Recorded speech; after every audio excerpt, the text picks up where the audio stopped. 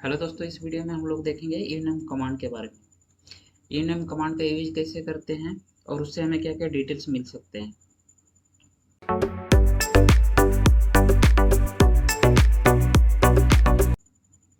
enum command से हमें system के इंफॉर्मेशन मिलते हैं और सिस्टम के हमें क्या क्या इंफॉर्मेशन मिलेंगे वो हम लोग आगे चलकर देखेंगे। और enum का पूरा नाम होता है यूनिक्स नेम और इसकी सिंटेक्स क्या होती है यूनेम। उसके बाद यहाँ पे ऑप्शन का यूज करते हैं। जैसे मैंने यहाँ पे कमांड चलाई है enum-a। अगर दोस्तों सिर्फ आप enum कमांड चलाओगे, जैसे मैंने यहाँ पे चलाया है, तो यहाँ पे आपको दिखेगा कर्नल नेम दिखेगा। तो यहाँ कर्नल नेम हमारा क्या है, लाइनेक्स है।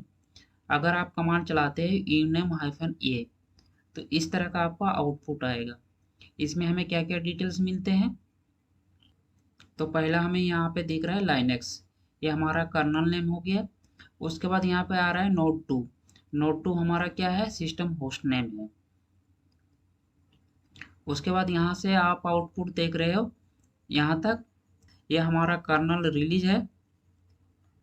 यहाँ पे #1 देख रहे हैं, ये हमें यहाँ पे बता रहा है कर्नल का कंपाइल वर्जन बता रहा है, ये कितने टाइम कंपाइल हुई है। उसके बाद यहाँ पे आप देख रहे हो SMP का पूरा नाम होता है सिमेट्रिक मल्टी प्रोसेसिंग। ये कर्नल हमारा मल्टी प्रोसेसिंग को सपोर्ट करता है। उसके बाद यहाँ पे आप डेट और टाइम देख रहे हो, ये हमें यहाँ पे बिल्ड टाइम दिखा रहा है। उसके बाद यहाँ से आप यहाँ तक देख रहे हो, ये हमें क्या बता रहा है, प्रोसेसर टाइप बता रहा है, हार्डवेयर प्लेटफॉर्म बता रहा है और प्रोसेस का आर्किटेक्चर हमें बता रहा है। उसके बाद यहाँ पे आप देख रहे हो 3.10, 3 हमारा हो गया मेन कर्नल वर्जन हो गया। उसके बाद ये जो 10 देख रहे हो, ये 10 हमारा मेजर रिलीज वर्जन हो गया। उसके बाद यहाँ पे आप 0 देख रहे हो, 0 हमारा ये माइनर वर्जन होता है। उसके बाद यहाँ पे आप देख रहे हो 957, ये हमारा होता है patch and bug fix level होता है। उसके बाद यहाँ पे आप देख रहे हो EL7 देख रहे हो, ये हमें बता रहा है ये लाइनेक्स 7 है, ठीक है। उसके बाद ये हमारे आर्किटेक्चर बता रहा है। उसके बाद आप जो यहाँ लास्ट पे देख रहे हो, ये हमें ऑपरेटिंग सिस्टम नेम बता रहा है, ठीक है। उसके बाद हम लोग नेक्स्ट चलते हैं, नेक्स्ट ऑप्शन पे। अगर आप कमांड चलाते हो enum-s तो वहाँ पे भी आपका कर्नल नेम शो करेगा।